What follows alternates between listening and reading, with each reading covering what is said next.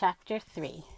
The wagon of slave children jogged slowly down the road. The clang of the chained men behind it took up a rhythm. To Drew Lily, it was a slow, sad rhythm. Sad as the bells tolling a death from the village church near Massa Henson's. Drew Lily could think only of Mammy Sally. Each time the cart turned onto a new road, she expected to see the tall, strong woman with the black head rag come to take her from the wagon and direct the slaves to turn around and go back to Massa Henson's. But each new road was empty. The little children around her wore skimpy clothes. They pressed against Drew Lily with their hot, dry skin and whimpered like tiny, forgotten sheep. Drew Lily held two small hands, both sticky with sweat and dust. The sun flamed gold and blistering above them, and the sky became hard and bright blue. There wasn't a wisp of cloud to soften it.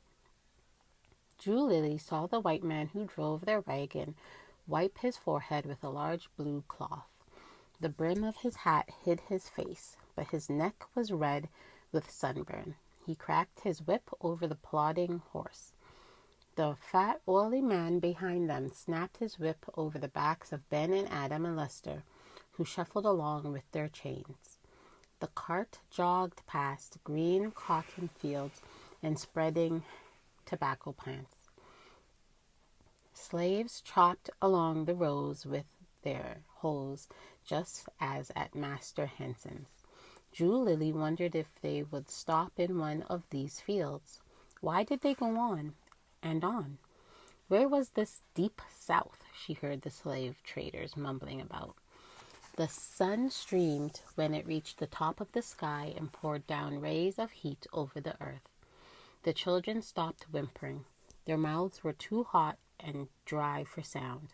Drew Lily watched for patches of shade along the road, but the silent pine and wide-spreading oak trees grew away from the wagon's path.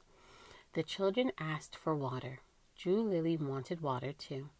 She began to see shimmering pools of water ahead of their cart, but each one disappeared when the wagon drew near it. The man in the driver's seat sipped from a dirty bottle, and water dripped over his chin. The children watched greedily. The cart began to climb a small hill. At the end of it, another higher hill started. The hills came along like stair steps. Trees grew thicker and they sucked away some of the heat. A swift moving stream flashed above them, spilling water through the air. The children clung to Drew Lily and their eyes spoke fear. They had never seen sheets of falling water. The fat man ordered the driver to stop. His jug needed refilling. There would be a rest. Drew Lily was too frightened to move. The chained men dropped onto the ground. With the motion ended, she felt the closeness of the driver and the oily man on horseback. But the fat man ambled away with his horse towards the rushing stream, while the driver climbed from his seat and stretched his body under a tree. Drew Lily and the children watched the splashing water. Standing near it was a tall white man chopping wood with a flashing axe. A young black boy worked beside him, stacking the cut logs into a long, neat pile. With her own need for a drink and her parched, dry mouth, Drew Lily had forgotten that the children were thirsty too. "Drew Lily, get us water. Please, Drew Lily, get us water," they pleaded. Always before, when needs came, Mammy Sally had been there to help. A great ache filled Drew Lily's throat, and the still fear of strangeness crept over her.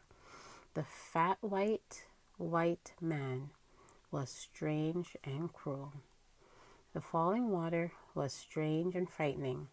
Ben, Lester, and Adam were like strangers, and they were helpless.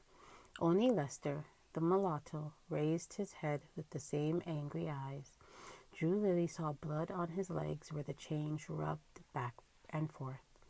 The tall man near the waterfall looked up and saw the slave children in the cart.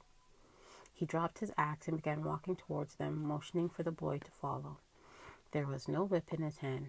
His face was bony but gentle. A gray hat circled his head with a large brim, and his long gray coat had no collar. He walked towards Lester. "Why are you in chains?" he asked quietly. Lester pointed towards the sleeping wagon driver under the tree and then to the fat man on his horse far down the stream. "They took us away from our wives and children. They chained us so we can't escape and go back to them. We've been sold." The tall man shook his head. "You need water," he said simply. He turned to the small black boy. "James, fill the large pail with water and bring the drinking gourds." Within minutes, the pail appeared on the road. Gourds were dipped into it, and one by one the men drank. The young boy came toward Julie and handed her a dripping gourd. He held it for her while she swallowed twice greedily. Then she stopped, took the gourd from his hands, and carefully held it to the lips of each small child. Julie wanted to thank him, but she didn't know how. "Are you the slave of that tall man?" she asked instead. "No," the boy said quickly. "I'm free. Mr. Fox pays me for stacking his wood." Before Julie could say any more, the fat man came bouncing up the road on the back of his horse. He slapped his whip against the naked backs of the chained men and shouted in anger, "Don't you listen to that Quaker abolitionist and that free nigger boy. They got evil in their words and destruction in their ways." The wagon driver shook himself awake and jumped onto his seat. The wagon began to jog and bump. The chains clanked and scraped. Julie looked again at the free black boy. He stood by the tall man and clasped his hands tight in front of him. Tears fell down his cheeks. A little of the fear and a little of the ache lifted from Julie. She began repeating the strange words which the fat man had used. Quaker abolitionist, free nigger boy. Quaker abolitionist, free nigger boy. And found herself wondering if the words might have something to do with Canada.